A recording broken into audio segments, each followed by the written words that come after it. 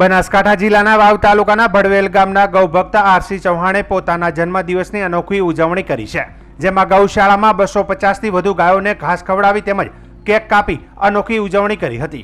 ગાયથી થનારા લાભની કોઈ ગણના થઈ શકે તેમ નથી। જીવનના બધા સ્તરોમાં ગાયનું સ્થાન સર્વશ્રેષ્ઠ મનાયું છે, જે શ્રુતિ, સ્મૃતિ, પુરાણ, આયુર્વેદ વગેરેમાં તથા આધુનિક સાહિત્યમાં પણ લખાણમાં જણાવાયું છે। ઉલ્લેખનીય છે કે આ યુવાને કોરોના વાયરસ, ગાયોમાં લંપી વાયરસ વખતે અનોખી સેવા પૂરી પાડી હતી। તેમજ બનાસકાંઠા અને ગુજરાતમાં ચાલી રહેલા ગૌમાતા રાષ્ટ્રમાતાના અભિયાનને ઉપાડ્યું છે, તેમજ ગૌમાતા રાષ્ટ્રમાતાના અભિયાનમાં જોડાવા લોકોને અપીલ કરી હતી।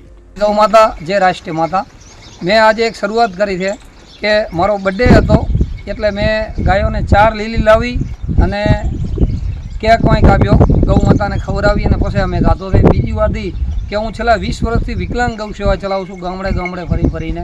તો મેં ઘણી બધી ગાયો એવી બધી હેરાન થતી જોઈ છે કે વિયાતી હોય ને વગડામાં પાણી નથી મળતું તો 50% બચ્ચું બારે હોય છે ને ગાઉ મરી જાય છે। તો આવી પરિસ્થિતિમાં મને એક અર્જુનભાઈ આંબલિયા જે દ્વારકાના છે એમના દ્વારા એક અભિનય અમે ચલાવી રહ્યા છે કે ગૌ માતાને રાષ્ટ્રમાતા જાહેર કરો એના માટે। તો ગામડે ગામડે ફરીને પોસ્ટર લગાવીને ચલાવી રહ્યો છું। તો હું હિન્દુ ભાઈઓને જાગૃત કરવા એટલી અપીલ કરું છું કે જો ગૌ માતા રાષ્ટ્રમાતા થઈ જાય તો ખુલ્લેઆમ કપાતી બંધ થઈ જાય, વગડે રખડતી બંધ થઈ જાય અને આપણે જે હિન્દુઓ માથે જે એમનો ધરતી ઉપર જે લોહી રેડાઈ રહ્યું છે એ પણ બંધ થઈ જાય, જેથી કરીને આપણું સનાતન ધર્મ હચવાઈ રહે। અને માનવામાં એવું આવ્યું છે, કહેવામાં શાસ્ત્રમાં એવું આવ્યું છે કે ગૌ માતામાં 33 કરોડ દેવતાનો વાસ છે, તો આપણે એને એક મા માટે આટલું આપણે કરી શકીએ। તો હું 2 હાથ જોડીને વિનંતી કરું છું કે ગૌ માતાને રાષ્ટ્રમાતા જાહેર કરવા માટે હર કોઈ અમારા અભિનયમાં જોડાય।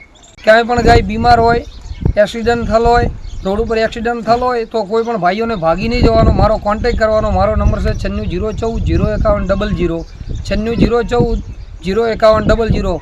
જો ગાયનો એક્સિડન્ટ થાય તો કોઈને ભાગવાનું નહીં, મને તરત ફોન કરવાનો, તું અહીં આવી અને ગાયની સારવાર કરીશ। બીજું એ કે આ 2 અમારા ગોવા છે ગાયોના, કાંઈ પણ ગાય બીમાર હોય તો એ પણ મદદ કરે છે। જય